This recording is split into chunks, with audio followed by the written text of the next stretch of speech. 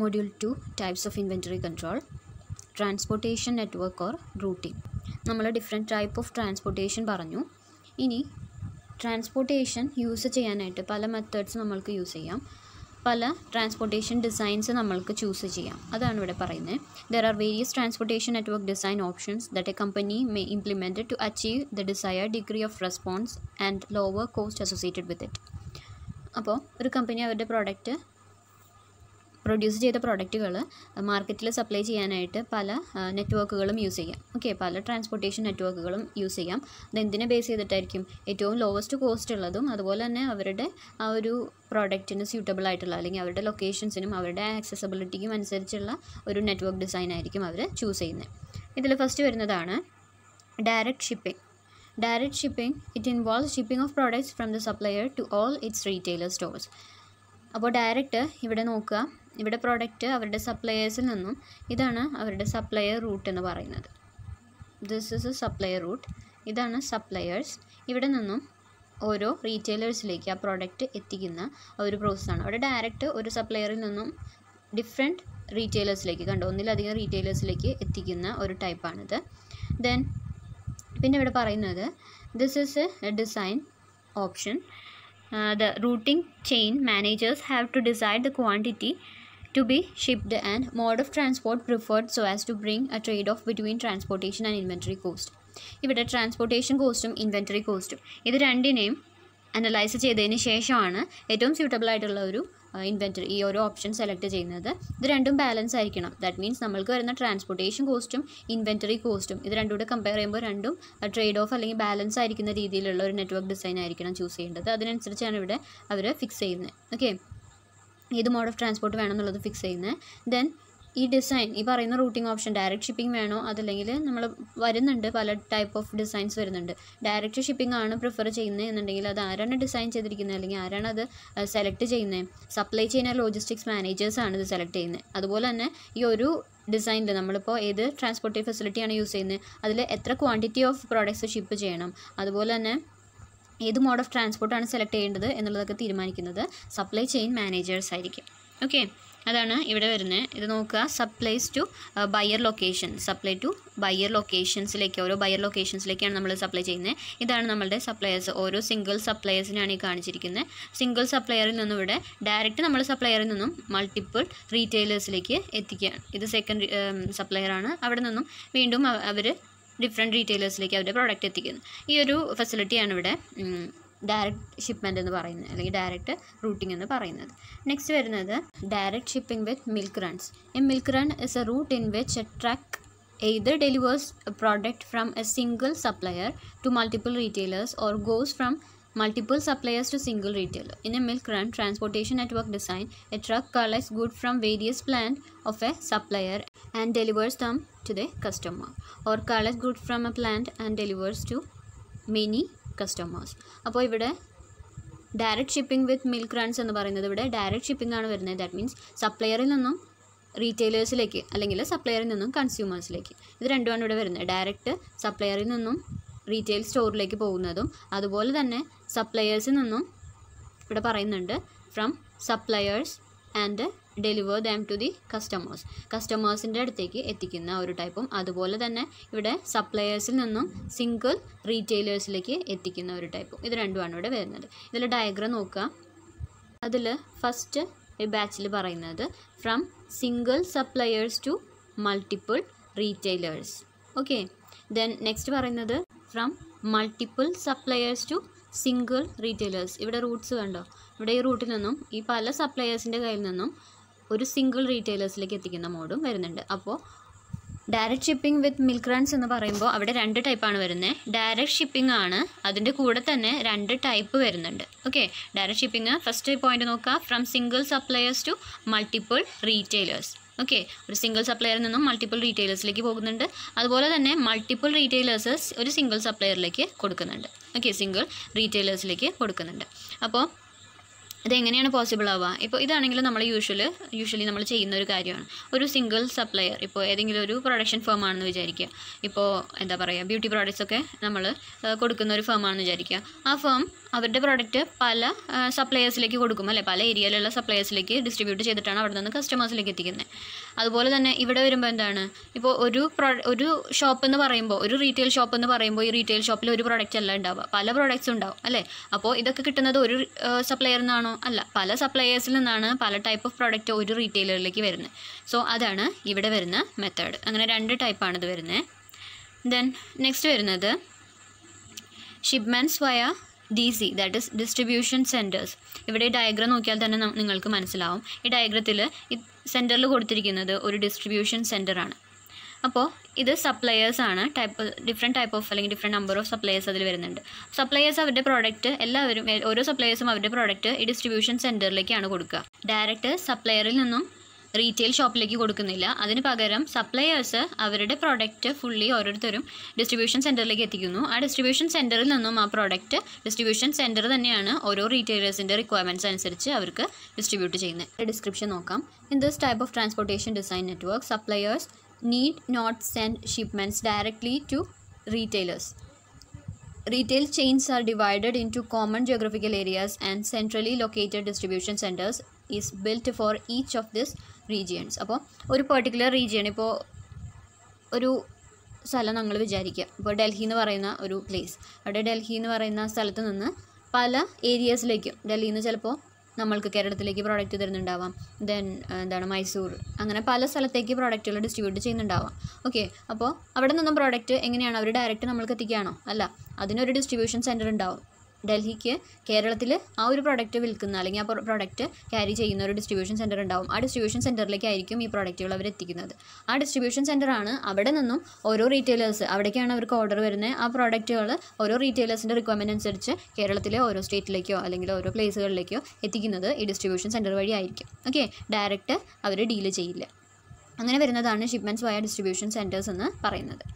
Then suppliers send their shipments to the distribution center, and then distribution center transfers the appropriate shipment to delivery retailers within a geographical area. അപ്പോൾ ആ geographical ഏരിയയിലുള്ള ഒരു distribution centre അവിടെ നിന്നും അവരുടെ product, suppliers അവർക്ക് കൊടുത്ത product ഓരോ റീറ്റെയിലേഴ്സിൻ്റെ ആ ഏരിയയിലുള്ള റീറ്റെയിലേഴ്സിന് അവർ ഡിസ്ട്രിബ്യൂട്ട് ചെയ്തോളും. ഓക്കെ, അതാണ് ഇവിടെ വരുന്നത്. നോക്കുക, distribution centre located in each geographical area, they send it from suppliers to retailers. Okay, ഓരോ ജിയോഗ്രഫിക്കൽ ഏരിയയിലുള്ള ഡിസ്ട്രിബ്യൂഷൻ സെൻറ്റേഴ്സ് അവിടെ നിന്നും റീറ്റെയിലേഴ്സിലേക്ക്, സപ്ലയേഴ്സിൽ നിന്നും ഓരോ റീറ്റെയിലേഴ്സിലേക്ക് പ്രോഡക്റ്റ് എത്തിക്കുന്നു. Then supplier to retails via distribution centres, same തന്നെയാണ് പറയുന്നത്. സപ്ലയേഴ്സിൽ നിന്നും റീറ്റെയിലേഴ്സിലേക്ക് ഡിസ്ട്രിബ്യൂഷൻ സെൻറ്റേഴ്സ് വഴിയാണ് ഇവിടെ പ്രോഡക്റ്റ്സ് ഡെലിവറി ചെയ്യുന്നത്. ഓക്കെ, ഇത്രയാണ് ഇതിൽ വരുന്നത്. നെക്സ്റ്റ് എന്താണെന്ന് നോക്കാം. Shipping via distribution centres using milk runs. അപ്പോൾ 3ഉം കൂടെ ഇൻക്ലൂഡ് ചെയ്ത് വരുന്നതാണ്. ഇവിടെ milk runs are used from distribution centres when the load size to be delivered to retailers are small. ചെറിയ ലോഡ്സ് ആണ് അല്ലെങ്കിൽ ചെറിയ ഷിപ്മെൻറ്റ്സ് ആണ്, അല്ലെങ്കിൽ നമ്മൾക്കിപ്പോൾ ഒരു ചെറിയ കമ്മോഡിറ്റി ഓഫ് പ്രോഡക്റ്റ് മാത്രമേ ഷിപ്പ് ചെയ്യേണ്ടതുള്ളൂ എന്നുണ്ടെങ്കിൽ നമ്മൾക്ക് എന്ത് യൂസ് ചെയ്യാം? മിൽക്ക് റൺസ് ഡിസ്ട്രിബ്യൂഷൻ സെൻറ്റേഴ്സിനിടയിൽ യൂസ് ചെയ്യാം. Milk runs are most important because they reduce the outbound transportation cost by consolidating small shipments. അതായത് ഇപ്പോൾ ഒരു സിംഗിൾ സപ്ലയർ അവരുടെ പ്രോഡക്റ്റ് വളരെ ചെറിയ യൂണിറ്റുകളായിട്ടാണ് സെല്ല് ചെയ്ത് പോകുന്നത് എന്നുണ്ടെങ്കിൽ അവർക്ക് ഒരു ചെറിയ ബാച്ചസ് ആക്കാനായിട്ട് ബുദ്ധിമുട്ടാണെങ്കിൽ ഇവരെന്ത് ചെയ്യും? ഇപ്പോൾ ഒരു ഏരിയയിൽ വരുന്ന എല്ലാ റീറ്റെയിലേഴ്സിനും കൂടെയുള്ള ഫുൾ ആ ഒരു ലോഡ് എത്രയാണെന്നുള്ളത് നോക്കും. അല്ലെങ്കിൽ ഒരു ഏരിയയിൽ വരുന്ന റീറ്റെയിൽ ഷോപ്പുകളിലേക്ക് നമ്മൾക്ക് ഡെലിവറി ചെയ്യേണ്ട പ്രോഡക്റ്റിൻ്റെ ഫുൾ ക്വാണ്ടിറ്റി ആദ്യം തന്നെ നോക്കും. ഓക്കെ, എന്നിട്ട് ആ ഫുൾ ക്വാണ്ടിറ്റി ഇവർ ഒരുമിച്ച് ആർക്ക് സെൻഡ് ചെയ്യും? ഡിസ്ട്രിബ്യൂഷൻ സെൻറ്റേഴ്സിലേക്ക് സെൻഡ് ചെയ്യും. ദെൻ ഡിസ്ട്രിബ്യൂഷൻ സെൻറ്റേഴ്സ് അവിടെ നിന്നും ഓരോ ചെറിയ റീറ്റെയിലേഴ്സിനും എത്ര ക്വാണ്ടിറ്റി വെച്ചാണോ വേണ്ടത് അതിനനുസരിച്ച് അവർക്ക് പല റീറ്റെയിലേഴ്സിൻ്റെ റിക്വയർമെൻറ്റ് അനുസരിച്ച് കൊടുക്കുകയാണ് ചെയ്യുന്നത്. ഓക്കെ, ഇവിടെ നോക്കുക ഡയഗ്രത്തിൽ from different suppliers to different retailers. ഓരോ സപ്ലയേഴ്സിൽ നിന്നും പല നോക്കുക ഡിസ്ട്രിബ്യൂഷൻ സെൻറ്ററിൽ തന്നെ ഓരോ ഏരിയാസ് ഇവിടെ കാണിച്ചിട്ടുണ്ട് അല്ലേ? അത് ഡിഫറെൻറ്റ് സെൻറ്റേഴ്സ്, ഒരു സെൻറ്ററല്ല, ഒരു സിംഗിൾ സെൻറ്ററല്ല, അതിനും പല ഡിഫറൻസിയേഷൻ ഉണ്ടാവും, അതിനും പല ഡിവിഷൻ ഉണ്ടാവും. അതിലേക്ക് ഒരു 3 സപ്ലയറാണ് ഇവിടെ അല്ലേ? ഒരു 3 സപ്ലയർ ഒരു സിംഗിൾ യൂണിറ്റിലേക്ക് കൊടുക്കുന്നു. ദെൻ ഇവിടെ കുറച്ച് ഡിഫറെൻറ്റ് സപ്ലയേഴ്സ് ഒരു സിംഗിൾ യൂണിറ്റിലേക്ക് വേറെ കൊടുക്കുന്നു. ഇവിടെ നിന്നും റീറ്റെയിലേഴ്സിൻ്റെ റിക്വയർമെൻറ്റ് അനുസരിച്ച് അവർ റീറ്റെയിൽ ഷോപ്പിലേക്ക് ഡിസ്ട്രിബ്യൂട്ട് ചെയ്യുകയാണ് ചെയ്യുന്നത്. അപ്പോൾ രണ്ടിൻ്റെയും ഒരു മിംഗ്ലിംഗ് ആണ് ഇവിടെ വരുന്നത്. Then next, commercial aspects of distribution management. അതിൽ ഫസ്റ്റ് വരുന്നത് മാർക്കറ്റിംഗ് ചാനൽസ്. നമ്മൾക്കറിയാം മാർക്കറ്റിംഗ് ചാനൽസ് വളരെ ഇമ്പോർട്ടൻ്റ് ആണ്. The relation network among persons, business firms, organisation etcetera involve in the process of ownership transfer of any product is called marketing or distribution channel. അപ്പോൾ ഒരു product അതിൻ്റെ ownership നമ്മൾ transfer ചെയ്യുന്നത് എങ്ങനെയാണെന്ന് പറഞ്ഞാൽ, ഒരു പ്രോഡക്റ്റിൻ്റെ ഓണർഷിപ്പ് ട്രാൻസ്ഫർ ചെയ്യണമെങ്കിൽ ഒരാൾ അത് പോസസ് ചെയ്തിരിക്കണം. ഞാനിപ്പോൾ ഒരു പ്രോഡക്റ്റ് ഒരു കടയിൽ ചെന്ന് വാങ്ങുകയാണ്. അപ്പോൾ അതിൻ്റെ പൊസഷൻ അല്ലെങ്കിൽ ഓണർഷിപ്പ് ആർക്കാണ്? ഞാനത് പൈസ കൊടുത്ത് വാങ്ങിച്ചു കഴിഞ്ഞാൽ പിന്നെ അതിൻ്റെ ഓണർ ഞാനാണ്, അല്ലേ? അപ്പോൾ മാർക്കറ്റിംഗ് ചാനൽ ഒരു ഓണർഷിപ്പ് ട്രാൻസ്ഫർ ആണ് ഇവിടെ നടത്തുന്നത് എന്നുള്ളതാണ് ഇവിടെ പറയുന്നത്. Okay, then under this include producers, different level of intermediaries, that is distributors, agents, dealers, wholesalers, retailers ഒക്കെ ഇവിടെ വരുന്നുണ്ട്, and consumers. ഓക്കെ, ഇത്രയും ആൾക്കാരാണ് ഈ ചാനലിൽ വരുന്നത്, മാർക്കറ്റിംഗ് ചാനൽസിൽ വരുന്നത്. In the process of marketing flow of product from producer to final consumers, different legal and financial activities need to be performed. അപ്പോൾ ഒരു പ്രോഡക്റ്റ് കസ്റ്റമേഴ്സിലേക്ക് എത്തിക്കണം എന്നുണ്ടെങ്കിൽ അതിൻ്റെ ഇടയിൽ പല ടൈപ്പ് ഓഫ് ലീഗൽ ഫോർമാലിറ്റീസ് അല്ലെങ്കിൽ ലീഗൽ ആൻഡ് ഫിനാൻഷ്യൽ ആക്ടിവിറ്റീസ് വരുന്നുണ്ട്. Financial എന്ന് പറയുമ്പോൾ ഫണ്ട് ട്രാൻസ്ഫർ ആണ് ഉദ്ദേശിക്കുന്നത്. ലീഗൽ ആക്ടിവിറ്റീസ് എന്ന് പറയുമ്പോൾ ഒരു പ്രോഡക്റ്റ് നമ്മൾക്കൊരു കൺസ്യൂമേഴ്സിലേക്ക് എത്തിക്കണം എന്നുണ്ടെങ്കിൽ അതിന് ലൈസൻസ് വേണം, അല്ലേ? അത് പ്രൊഡ്യൂസ് ചെയ്യാൻ ലൈസൻസ് വേണം, ദെൻ ടാക്സ് പേയ്മെൻറ്റ് ചെയ്യണം, ദെൻ ഓരോ പ്രൊഡ്യൂസേഴ്സിനും അവരുടേതായിട്ടുള്ള രജിസ്ട്രേഷൻ വേണം, അല്ലേ? അങ്ങനെ കുറേ ലീഗൽ ഫോർമാലിറ്റീസും വരുന്നുണ്ട് ഈ മാർക്കറ്റിംഗ് ചാനൽ ഫിനിഷ് ചെയ്യണം എന്നുണ്ടെങ്കിൽ. ഓക്കെ, അതായത് ഒരു പ്രൊഡ്യൂസർ അതിൻ്റെ പ്രോഡക്റ്റ് കൺസ്യൂമേഴ്സിലേക്ക് എത്തിക്കണം എന്നുണ്ടെങ്കിൽ കുറേ legal and financial formalities fulfil ചെയ്യേണ്ടതുണ്ട്. So banks, financial institutions, insurance companies also include marketing channel. അപ്പോൾ അതുകൊണ്ട് തന്നെ ബാങ്കുകളും ഫിനാൻഷ്യൽ ഇൻസ്റ്റിറ്റ്യൂഷൻസും ഇൻഷുറൻസ് കമ്പനീസും ഒക്കെ ഒരു മാർക്കറ്റിംഗ് ചാനലിൽ ഇൻക്ലൂഡ് ചെയ്യുന്നുണ്ട്. കാരണം ഒരു പ്രോഡക്റ്റ് നമ്മൾ ഫൈനൽ കൺസ്യൂമേഴ്സിലേക്ക് എത്തിക്കുമ്പോൾ ഫസ്റ്റ് തന്നെ ബാങ്കുകൾ വഴിയാണ് നമ്മൾ ഫണ്ട് ട്രാൻസ്ഫർ ചെയ്ത് കൊടുക്കുന്നത്, അല്ലെ? പേയ്മെൻറ്റ് ചെയ്യുന്നത് ബാങ്കുകൾ വഴിയാവാം, അല്ലെങ്കിൽ ക്യാഷ് ഓൺ ഡെലിവറി ആവാം. ഓക്കെ, എന്നാലും അവിടെ ഫണ്ടിൻ്റെ ഒരു ഫിനാൻഷ്യൽ റിക്വയർമെൻറ്റ്സ് അല്ലെങ്കിൽ ഫിനാൻഷ്യൽ ആക്ടിവിറ്റീസ് അവിടെ വരുന്നുണ്ട്. ദെൻ ഇൻഷുറൻസ് കമ്പനീസ് എങ്ങനെയാണ് ഇതിൽ ഇൻക്ലൂഡ് ചെയ്യുന്നത്? നമ്മളൊരു പ്രോഡക്റ്റ് പർച്ചേസ് ചെയ്ത് അത് നമ്മൾക്ക് ഡെലിവറി ചെയ്യുന്നത് വരെ അതിലുണ്ടാകുന്ന ഡാമേജസ് ഇല്ലാതിരിക്കാൻ വേണ്ടിയിട്ട് ഓരോ പ്രോഡക്റ്റും നമ്മൾ ഇൻഷുർ ചെയ്യുന്നുണ്ട്. ഓക്കെ, ഓരോ പ്രോഡക്റ്റും ഇൻഷുർ ചെയ്യുന്നുണ്ട്. സോ അതിനുള്ള റിക്വയർമെൻറ്റ് ആരാണ്? ഇൻഷുറൻസ് കമ്പനീസ് വഴിയാണ് ചെയ്യുന്നത്. അപ്പോൾ ഇവരെല്ലാം എന്തിലും ഇൻക്ലൂഡ് ചെയ്യുന്നുണ്ട്? ഒരു പ്രോഡക്റ്റ് ഡെലിവറി ചെയ്യുന്നത് വരെയുള്ള ഒരു ആക്ടിവിറ്റീസിനുള്ളിൽ മാർക്കറ്റിംഗ് ചാനലിൽ ഈ ഫിനാൻഷ്യൽ ഇൻസ്റ്റിറ്റ്യൂഷൻസും ഇൻക്ലൂഡ് ചെയ്യുന്നുണ്ട്, ഇൻഷുറൻസ് കമ്പനീസും ഇൻക്ലൂഡ് ചെയ്യുന്നുണ്ട്. As different promotional activities are done to motivate all the persons and institutions involved in distribution process, this aspect of distribution is also called a channel motivation. Then പല promotional activities നമ്മൾ ഇതിനു വേണ്ടി use ചെയ്യുന്നുണ്ട്. ഒരു product cell ചെയ്യാൻ വേണ്ടിയിട്ട് നമ്മൾ പല പ്രൊമോഷണൽ ആക്ടിവിറ്റീസ് യൂസ് ചെയ്യുന്നുണ്ട്.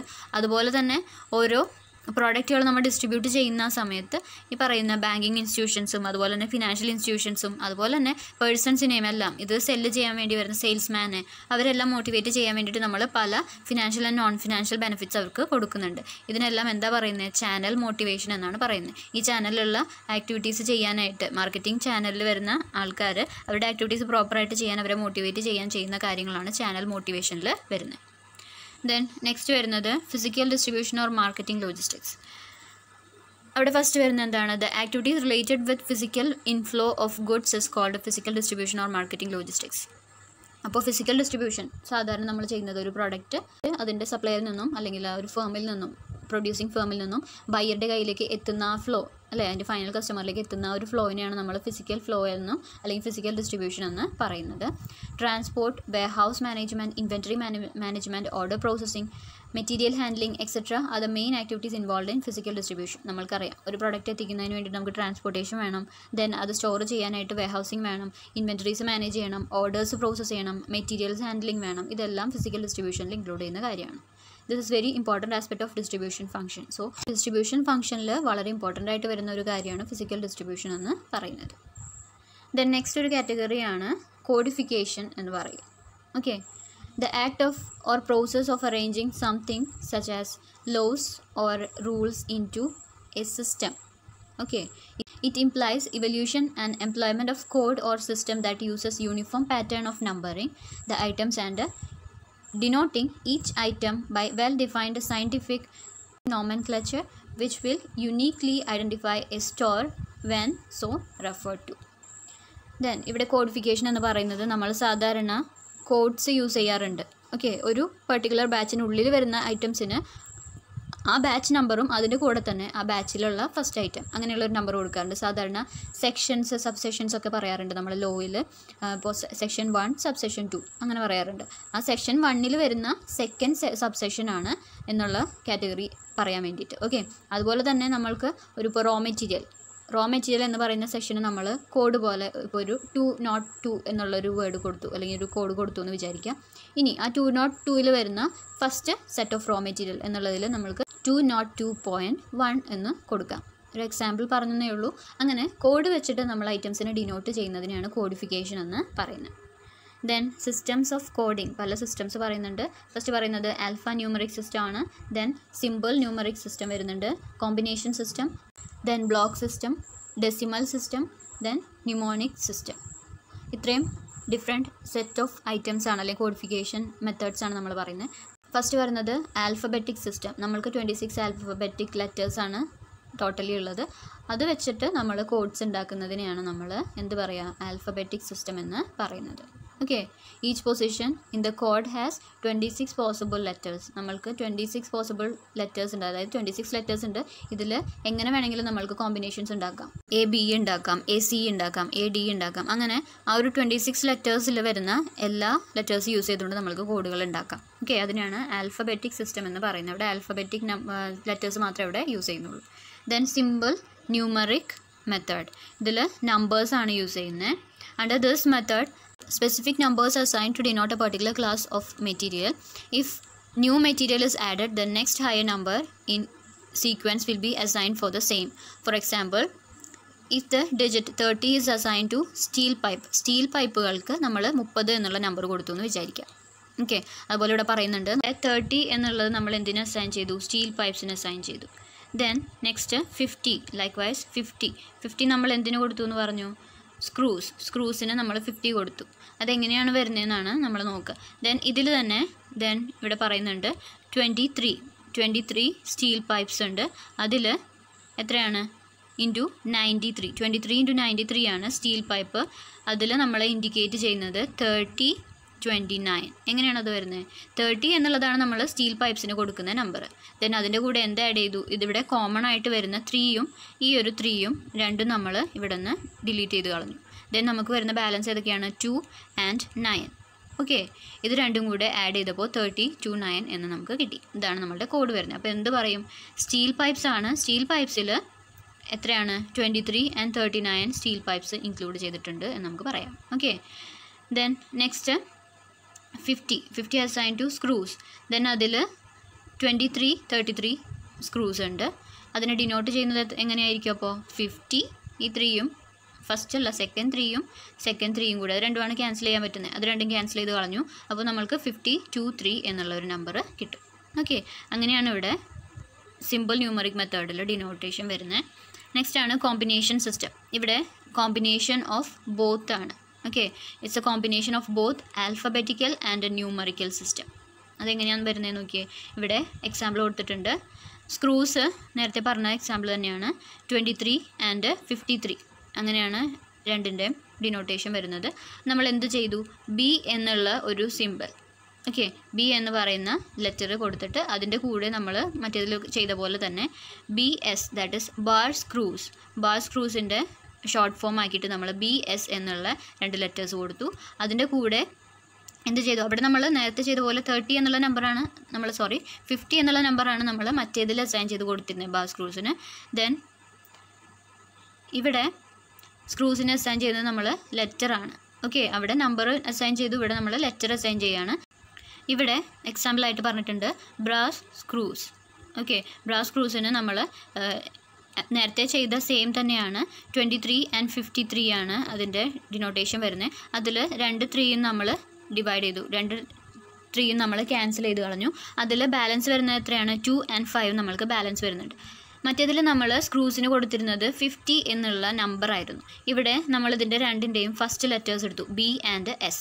ഇത് രണ്ടും എടുത്തിട്ട് അത് ഇവിടെ എന്താണ് ലെറ്റേഴ്സ് ആയിട്ടാണ് കൊടുക്കുന്നത്. അവിടെ 50 എന്നുള്ള നമ്പറാണ് ഫസ്റ്റ് കൊടുത്തിരുന്നത്, പക്ഷേ ഇവിടെ നമ്മൾ ലെറ്റേഴ്സ് കൊടുക്കുകയാണ്. BS എന്നുള്ളത് കൊടുത്തിട്ട് അതിൻ്റെ കൂടെ നമ്മൾ എന്താണ് 2 and 5. നേരത്തെ ഇവിടെ ഇതിന് നമ്മൾ എടുത്തിട്ടുള്ള 2ഉം 5ഉം ഡിനോട്ട് ചെയ്തിട്ട് കൊടുത്തു. ഓക്കെ, അങ്ങനെയാണ് ഇവിടെ വരുന്നത്. ദെൻ അയൺ സ്ക്രൂസിന് വരുന്നത് നോക്കുക, IS കണ്ടോ, IS എന്നുള്ളൊരു നമ്പർ കൊടുത്തു. അതിൻ്റെ കൂടെ ഇവിടെ നമ്മൾക്ക് ക്യാൻസൽ ചെയ്യാൻ എന്താ വരുന്നത്, ഈ ഒരു 3യും ക്യാൻസൽ ചെയ്യാം, ഈ 3യും ക്യാൻസൽ ചെയ്യാം. ഓക്കെ, അപ്പോൾ അതെങ്ങനെയാണ് വരുന്നത്, IS നോക്കുക, IS 1 2 1 എന്നുള്ളതാണ് ഇവിടെ നോട്ട് ചെയ്യാനായിട്ട് വരും. ഓക്കെ, അങ്ങനെയായിരിക്കും അത് ഡിനോട്ട് ചെയ്യുക. ദെൻ നെക്സ്റ്റ് ആണ് ബ്ലോക്ക് സിസ്റ്റം. ബ്ലോക്ക് സിസ്റ്റം എന്ന് പറയുമ്പോൾ ഇവിടെ 1700 തൊട്ട് 1799 വരെ നമ്മൾ ഒരു ക്ലാസിഫിക്കേഷനായിട്ട് കൊടുത്തു. ദെൻ 1800 ടു 1899 അത് നമ്മൾ എന്തിനു കൊടുത്തു? ഇവിടെ പറയുന്നത് 1700 ആൻഡ് 1799 നമ്മൾ റോ മെറ്റീരിയൽസിന് കൊടുത്തു. അതിൻ്റെ ഇടയിൽ വന്ന നമ്പേഴ്സ് എന്ന് പറയുന്നത് റോ മെറ്റീരിയൽസ് ആണ് അതിൽ ഇൻക്ലൂഡ് ചെയ്യുന്നതാണ് ഉദ്ദേശിക്കുന്നത്. ദെൻ 1800 തൊട്ട് 1899 വരുന്നത് നമ്മൾ മാനുഫാക്ചറിങ് പാർട്സിനാണ് കൊടുക്കുന്നത്. അപ്പോൾ അതിനിടയിൽ വരുന്ന നമ്പറുകളെല്ലാം നമ്മൾ മാനുഫാക്ചറിങ് പാർട്സ് ആയിട്ടാണ് കണക്കാക്കുക. അപ്പോൾ ആ നമ്പർ എഴുതിയിട്ട് വരുന്ന ലോഡുകളെ നമ്മൾ മാനുഫാക്ചറിങ് സെക്ഷനിലേക്ക് വിടും, മറ്റേ ലോഡുകളെ നമ്മൾ റോ മെറ്റീരിയൽ സെക്ഷനിലേക്ക് വിടും. ഓക്കെ, ഇതൊരു സിംപ്ലസ്റ്റ് മെത്തേഡാണ്. ആ ബ്ലോക്കിനുള്ളിൽ വരുന്ന ലെറ്റേഴ്സിനെ നമ്മൾ ഓരോ കാറ്റഗറി ആയിട്ട് തിരിക്കുകയാണ് ചെയ്യുക.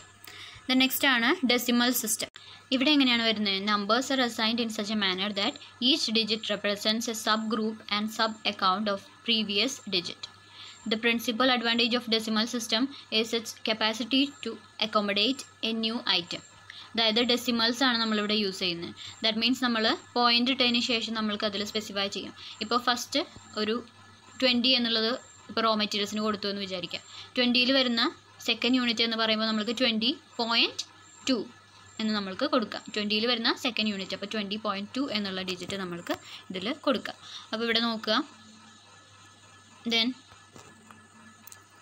സബ് ഡിവിഷൻസ് ഫോളോയിങ് സൈസ്, എന്താണ് ഗ്രേഡ്, ഷേപ്പ്, കണ്ടീഷൻ, ഇതിനനുസരിച്ചൊക്കെ നമ്മൾക്കിതിൽ സബ് ഡിവൈഡ് ചെയ്യാം. ഇതിൻ്റെ ഒരു അഡ്വാൻറ്റേജ് എന്ന് പറയുന്നത് നമ്മൾക്ക് എത്ര യൂണിറ്റ്സിനെ വേണമെങ്കിലും ഇതിലേക്ക് ആഡ് ചെയ്യാം. കാരണം നമുക്ക് ഡെസിമൽ നമ്പർ 0.1, 0.2, 0.325 അങ്ങനെ എത്ര വേണമെങ്കിലും ഇട്ടുകൊണ്ട് ഇതിലേക്ക് ആഡ് ചെയ്യാവുന്നതാണ്. അതാണ് ഇതിൻ്റെ ഒരു വലിയ അഡ്വാൻറ്റേജ് ആയിട്ട് വരുന്നത്. Next mnemonic coding. Mnemonic coding എന്ന് പറയുമ്പോൾ when we use letters to help memory we call such a system as mnemonic system. Letters നമ്മൾ മെമ്മറൈസ് ചെയ്യാൻ വേണ്ടി, പെട്ടെന്ന് മെമ്മറൈസ് ചെയ്യാൻ വേണ്ടി നമ്മൾ ലെറ്റേഴ്സ് യൂസ് ചെയ്യുകയാണെന്നുണ്ടെങ്കിൽ അതിന് നമ്മൾക്ക് നിമോണിക് സിസ്റ്റം എന്ന് പറയാം. This system is therefore a special application of alphabetical system. Alphabets are allotted to an item according to its initial or abbreviations. അപ്പോൾ ഓരോന്നിൻ്റെയും ഇനീഷ്യൽസ് നമ്മൾ നേരത്തെ പറഞ്ഞു. സ്റ്റീൽ, അയൺ എന്താണ് സ്ക്രൂസിന് നമ്മൾ IS എന്ന് പറഞ്ഞു. അപ്പോൾ അതിനെ ഷോർട്ടാക്കി. ഓക്കെ, അതുപോലെ തന്നെയാണ് ഇതിൽ യൂസ് ചെയ്യുന്നത്. ഫോർ എക്സാമ്പിൾ ഇവിടെ പറയുന്നുണ്ട് FIT എന്നുള്ളത് may mean furniture or fuel. നമുക്ക് ഇഷ്ടമുള്ള ഒരു വേർഡ്സ് ഇതിൽ നിന്ന് എടുത്തിട്ടുള്ള കുറച്ച് ലെറ്റേഴ്സ് വെച്ചിട്ട് നമ്മളതിനെ ഷോർട്ടാക്കിയേക്കാണ് FIT എന്നുള്ളത്. അതിലെന്തൊക്കെ ഇൻക്ലൂഡ് ചെയ്യാം? ഫർണിച്ചറും ഫ്യൂവലും അതിൽ വരാം. ദെൻ ST എന്നുള്ളത് ഇൻഡിക്കേറ്റ് ചെയ്യുന്നത് എന്താണ്? Stationery and steel. ഓക്കെ, ഇത് രണ്ടുമാണ് അതിൽ ഇൻക്ലൂഡ് ചെയ്യുക. അപ്പോൾ അങ്ങനെ ഷോർട്ട് ഫോംസ് വെച്ചിട്ടുണ്ട് നമ്മൾ ഡിനോട്ട് ചെയ്യുന്നതിനെയാണ് നിമോണിക് സിസ്റ്റം എന്ന് പറയുന്നത്. ഇവിടെ അതിന് എക്സാമ്പിൾ, വേറൊരു എക്സാമ്പിൾ പറഞ്ഞിട്ടുണ്ട്. ഫർണിച്ചർ എന്നുള്ളതിന് നമുക്ക് എന്ത് യൂസ് ചെയ്യാം? FU എന്നുള്ള യൂസ് ചെയ്യാം. ദെൻ അയൺ എന്നുള്ളതിന് IR യൂസ് ചെയ്യാം. ദെൻ സ്റ്റീൽ എന്നുള്ളതിന് ST എന്നുള്ളത് നമുക്ക് യൂസ് ചെയ്യാം. ഓക്കെ, അപ്പോൾ ഇനീഷ്യൽസ് പോലെ കൊടുത്തുകൊണ്ട് നമ്മൾ ഡിനോട്ട് ചെയ്യുമ്പോഴാണ് ഇങ്ങനെ ഒരു മെത്തേഡ് വരുന്നത്. Then next advantages of codification. നമ്മൾക്ക് പറയാവുന്നതേ ഉള്ളൂ എന്തൊക്കെ അഡ്വാൻറ്റേജ് ആണെന്നുള്ളത്. ഫസ്റ്റ് പറയുന്നത് ടു അവോയ്ഡ് ലോങ് ആൻഡ് അൺവൈഡ്ലി ഡിസ്ക്രിപ്ഷൻ. നമ്മൾക്ക് വലിയ ഡിസ്ക്രിപ്ഷൻ കൊടുത്ത് ഇപ്പോൾ റോ മെറ്റീരിയലിനുള്ളിൽ വരുന്ന സെക്കൻഡ് സെക്ഷൻ എന്ന് പറയുന്നതിനേക്കാളും നല്ലത് എന്താണ്? റോ മെറ്റീരിയലിനൊരു ഡിനോട്ടേഷൻ ചെയ്യാൻ ഒരു നമ്പർ കൊടുത്തിട്ടുണ്ട്. ചിലപ്പോൾ 50 ആണെന്ന് വിചാരിക്കുക. ആ 50ൽ വരുന്ന സെക്കൻഡ് ഐറ്റം 50.2. ഓക്കെ, അങ്ങനെ നമ്മൾക്ക് അതിനെ ഡിനോട്ട് ചെയ്യാം. അപ്പോൾ സിമ്പിളായിട്ട് നമ്മൾക്ക് ലോങ് ആയിട്ട് യൂസ് ചെയ്യാതെ ഷോർട്ടായിട്ട് നമുക്ക് ഡിനോട്ട് ചെയ്യാൻ പറ്റും. And to have accurate and logical identification. കറക്റ്റായിട്ട് നമ്മൾക്ക് ആ ഒരു പോയിൻ്റ് ഔട്ട് ചെയ്ത് അതിനെ ഐഡൻറ്റിഫൈ ചെയ്യാനായിട്ട് സാധിക്കും. ആ ഒരു പെർട്ടിക്കുലർ നമ്പർ നമ്മൾക്ക് അറിഞ്ഞാൽ മതി. ദെൻ ടു പ്രിവെൻറ്റ് ഡ്യൂപ്ലിക്കേഷൻ ഉണ്ടാവില്ല. കാരണം ഒരു തവണ വന്ന നമ്പർ റിപ്പീറ്റ് ചെയ്യില്ല ഒരിക്കലും. ഓക്കെ, ദെൻ സ്റ്റാൻഡർഡൈസ്ഡ് ഐറ്റംസിനെയും നമ്മൾക്ക് സ്റ്റാൻഡർഡൈസ് ചെയ്യാൻ പറ്റും. കാരണം അതിൽ ലോങ് ആയിട്ട് ഡിസ്ക്രിപ്ഷൻ കൊടുക്കുന്നതിനേക്കാളും നമ്മളൊരു ഷോർട്ട് ഡിസ്ക്രിപ്ഷൻ കൊടുത്തുകൊണ്ട് സ്റ്റാൻഡർഡൈസ് ആയിട്ടുള്ള വേയിൽ നമുക്ക് അതിനെ ഡിനോട്ട് ചെയ്യാം. നെക്സ്റ്റ് പറയുന്നത് to have an efficient purchasing department. കറക്റ്റായിട്ടുള്ള പർച്ചേസിംഗ് ഡിപ്പാർട്ട്മെൻറ്റിനെ നമ്മൾക്ക് ഇതിലൂടെ ക്രിയേറ്റ് ചെയ്യാൻ സാധിക്കും. എന്തുകൊണ്ടാണ്? കറക്റ്റായിട്ട് ഇത്രയും യൂണിറ്റ്സ് നമ്മളുടെ കയ്യിൽ വന്നു, റോ മെറ്റീരിയൽസ് ഇത്രയും ഉണ്ട്. റോ മെറ്റീരിയൽസിലേക്ക് സെക്കൻഡ് യൂണിറ്റ്സ് നമ്മൾക്ക് വന്നിട്ടുണ്ട്. പർച്ചേസ് ചെയ്ത് നമ്മൾ കൊണ്ടുവന്നിട്ടുണ്ടെങ്കിൽ നമ്മൾക്ക് അതിൽ വരുന്ന ഐറ്റം കാണുമ്പോൾ മനസ്സിലാവും. നമ്മൾക്കിപ്പോൾ 50.2 എന്ന് എഴുതിയിട്ടുണ്ടെങ്കിൽ നമുക്ക് മനസ്സിലാവും റോ മെറ്റീരിയൽ സെക്കൻഡ് യൂണിറ്റ് നമ്മളുടെ കയ്യിലുണ്ട്, അല്ലെങ്കിൽ പർച്ചേസിംഗ് ഡിപ്പാർട്ട്മെൻറ്റിൽ ഇരിക്കുന്നുണ്ട്. സോ ഇത്രയും എമൗണ്ട് അല്ലെങ്കിൽ ഇത്രയും യൂണിറ്റ്സ് നമ്മുടെ കയ്യിൽ ഓൾറെഡി ഉണ്ട് എന്നുള്ളത് മനസ്സിലാക്കാൻ സാധിക്കും. Then to obtain efficiency in recording and accounting. Record ചെയ്യാനും അക്കൗണ്ട് ചെയ്യാനും എളുപ്പമാണ്. കാരണം എന്താണ്? ആ ഒരു ഐറ്റത്തിൻ്റെ നമ്പർ നമ്മൾക്ക് കിട്ടിയാൽ മതി. Then next to simplify and facilitate mechanical recording. നമ്മൾക്ക് കമ്പ്യൂട്ടറിലൊക്കെ റെക്കോർഡ് ചെയ്യണമെന്നുണ്ടെങ്കിൽ നമ്മൾ ഈ പറഞ്ഞ പോലെ റോ മെറ്റീരിയൽ എന്നുള്ളത് പറഞ്ഞതിന് പകരം എന്താണ്? ഒരു 50 എന്നുള്ള നമ്പർ കൊണ്ട് നമ്മൾക്ക് അതിനെ ഡിനോട്ട് ചെയ്യാം. ഓക്കെ, അപ്പോൾ മെക്കാനിക്കൽ റെക്കോർഡിംഗ് കമ്പ്യൂട്ടേഴ്സിലേക്കും സിസ്റ്റത്തിലേക്കൊക്കെ റെക്കോർഡ് ചെയ്യാനും സിമ്പിളാണ്. Then simplify and facilitate pricing. കറക്റ്റായിട്ട് സിമ്പിളായിട്ട് നമ്മൾക്കതിനെ പ്രൈസ് ചെയ്യാം. Then have proper system of location and indexing. Indexing എന്ന് പറയുന്നത് എന്താണ്? ഫസ്റ്റ് നമ്മൾ കണ്ടൻറ്റ് പോലെ നമ്മൾ പേജസിൻ്റെ നമ്പേഴ്സ് അല്ലെങ്കിൽ ഇന്ന പേജിൽ ഇന്ന കാര്യമാണുള്ളത് എന്നുള്ള രീതിയിൽ കൊടുക്കുന്നതാണ് ഇൻഡെക്സ് എന്ന് പറയുന്നത്. അപ്പോൾ അതുപോലെ തന്നെ കറക്റ്റായിട്ട് ഏത് ലൊക്കേഷനിൽ ഏത് ഐറ്റം ഇരിക്കുന്നു എന്നുള്ളത് ആ ഒരു നമ്പർ വെച്ചിട്ട് നമ്മൾക്ക് ഡിനോട്ട് ചെയ്യാനായിട്ട് സാധിക്കും. Then assure correct and efficient inspection. Inspect ചെയ്യുമ്പോൾ നമ്മൾക്ക് ആ നോട്ട് നമ്പേഴ്സ് മാത്രം ചെക്ക് ചെയ്താൽ മതി. ഓക്കെ, നോട്ട് ടിക്ക് ചെയ്ത് പോകാം. നമ്മൾക്ക് ഇൻസ്പെക്ട് ചെയ്യുന്ന സമയത്ത് ഓക്കെ സെക്കൻഡ് യൂണിറ്റ് ഉണ്ട്, ദെൻ തേർഡ് യൂണിറ്റ് അവൈലബിൾ ആണ്, അങ്ങനെയുള്ള കാര്യം നമുക്ക് ജസ്റ്റ് നമ്പേഴ്സ് കൊണ്ട് ഡിനോട്ട് ചെയ്ത് പോകാം. Then to implement production as planned. നമ്മൾ വിചാരിക്കുന്ന രീതിയിൽ നമ്മൾക്ക് പ്രൊഡക്ഷൻ കോംപ്ലിക്കേറ്റഡ് അല്ലാതെ സിമ്പിളായിട്ട് മുന്നോട്ട് കൊണ്ടുപോകാൻ ഇത് ഹെൽപ്പ് ചെയ്യും. ഓക്കെ, ഇത്രയും കാര്യങ്ങളാണ് ഇത് ലിങ്കിലൂടെ ചെയ്തിട്ടുള്ളത്. Thank you.